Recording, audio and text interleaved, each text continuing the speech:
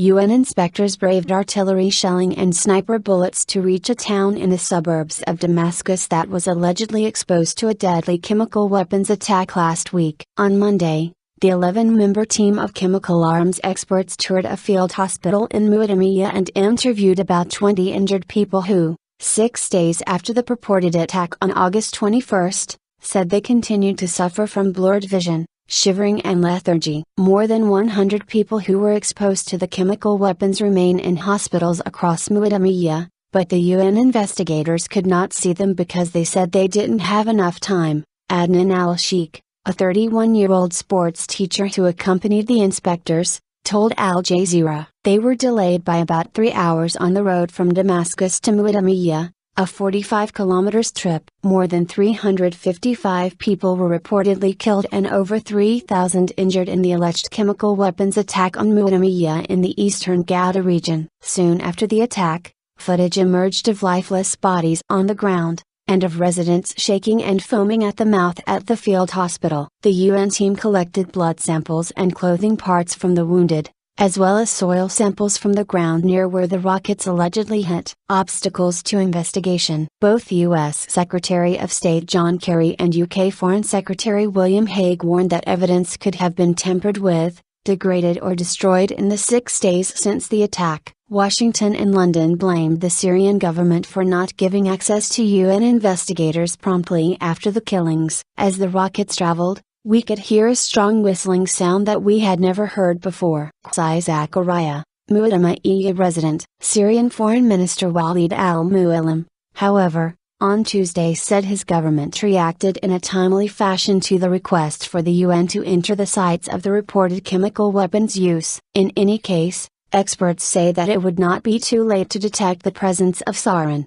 the nerve agent Syria's opposition claims was used by President Bashar al-Assad's forces, despite the fact that this odorless and colorless liquid, much like water, evaporates quickly when released. Juan Pascal Sanders, founder of thetrench.org, a website that focuses on the future of disarmament and on chemical and biological weapons, said that while traces of sarin itself would disappear only hours after being released in the air, it is possible to detect the chemical byproducts of the nerve agent. Chemical products, especially in blood samples, can be detected in highly specialized laboratories, even if they are days and even weeks old, Sanders told Al Jazeera. Whistling rockets. According to residents who spoke to the UN team, the investigators also collected some parts from the rockets. 5 of the alleged 29 chemical rockets fell in Mouaddamiyah, activists said. Residents reported that these rockets differed from the rockets and artillery shells that were usually used by Assad's forces in their daily barrage to regain this rebel-held area. As the rockets traveled,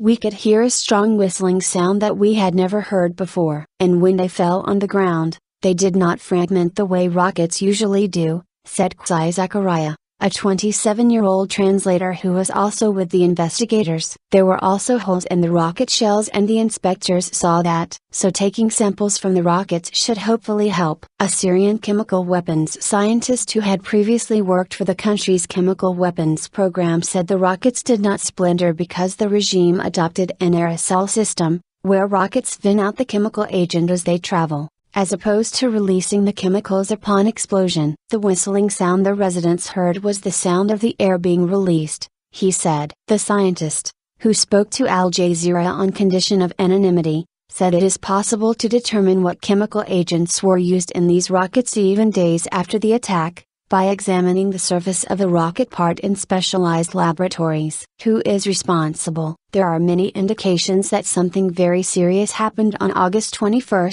that toxic chemicals were released, Sanders told Al Jazeera. The UN is tasked to find the nature of chemicals used, he said. The UN mission, however, does not have the mandate to determine which side was responsible. Rebels and the regime trade blame for the alleged chemical attack. The West accuses Assad's forces of carrying it out, citing its capability and its determination to regain control of the areas around the capital. Some opposition activists have claimed that the rockets were fired from launchers located at the Brigade 115 military base north of Damascus. Others said they believe the rockets were launched from a military base in the Kalamoun Mountains. What makes it hard to determine where the rockets were fired from is the fact that we were being showered by ordinary artillery rockets at the same time, Sheikh said. The Syrian scientist Al Jazeera spoke with suggested the possible use of satellite signals and images as a way to locate the launching site of the rockets. As an example,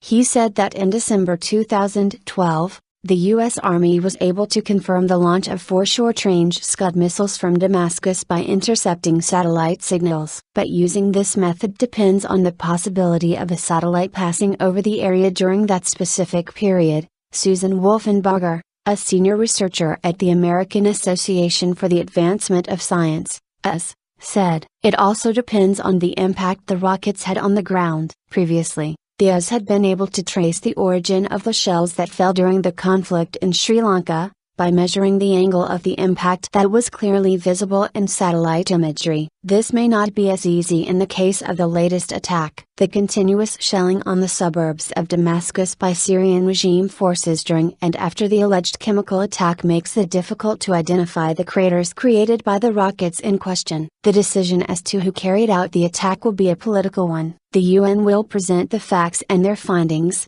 which will then be debated in the UN Security Council and decided upon, Zander speculated. The UN inspectors are expected to take 2 weeks to investigate the incident, and have requested access to 3 other sites. The inspectors tried to take whatever they could from Mouaddamiyah. They even took samples from animals. And despite the fact that the conditions were unfavorable, they were so determined to get to Mouaddamiyah. I was really impressed, Zakaria said. A rocket fired at Mouaddamiyah from the 4th Brigade military base at 4 p.m. alerted the inspectors that it was time to leave. And when they left, the town was back to being showered by rockets again.